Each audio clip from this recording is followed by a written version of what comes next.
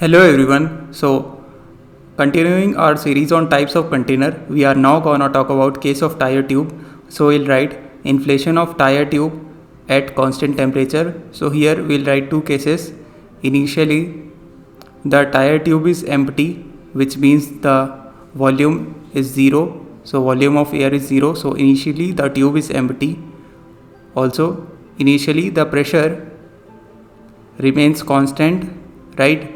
If we write PV is equal to nRT and volume increases till it reaches its maximum capacity, which is Vmax. So as we insert air into the tube, volume will reach its maximum capacity, which is Vmax, and after that what will happen, we'll write in case 2, and that is V is equal to Vmax, and here we know PV is equal to nRT. So pressure is increased, volume reaches its maximum capacity, the tire tube will burst, right?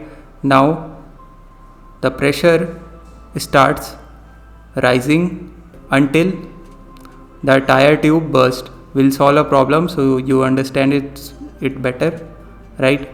So recalling it again, inflation of tire tube at constant temperature.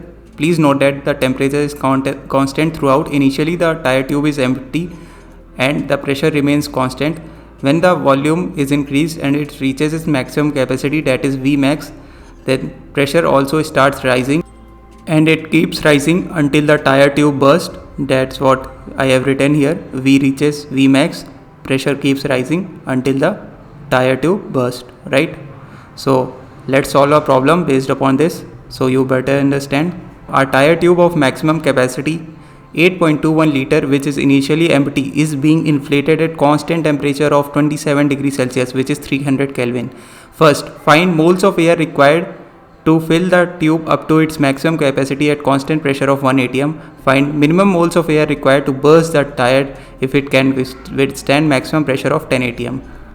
And now for solving it, we'll write the ideal gas equation, which is PV is equal to nRT. So here the volume is given, temperature is also given, which is 300 Kelvin, and we have to find the number of moles. We are also provided with the pressure, right? So let's put all these values. Okay, so 1 multiplied by 8.21 should be equivalent to n multiplied by 0.0821 multiplied by 300, right?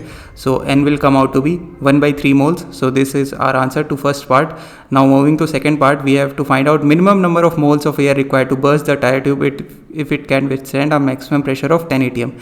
Instead of 1, we'll write 10 in the second part for the place of pressure, and similarly we can solve and we'll get moles as equal to 10 by 3 moles. Hope you understand.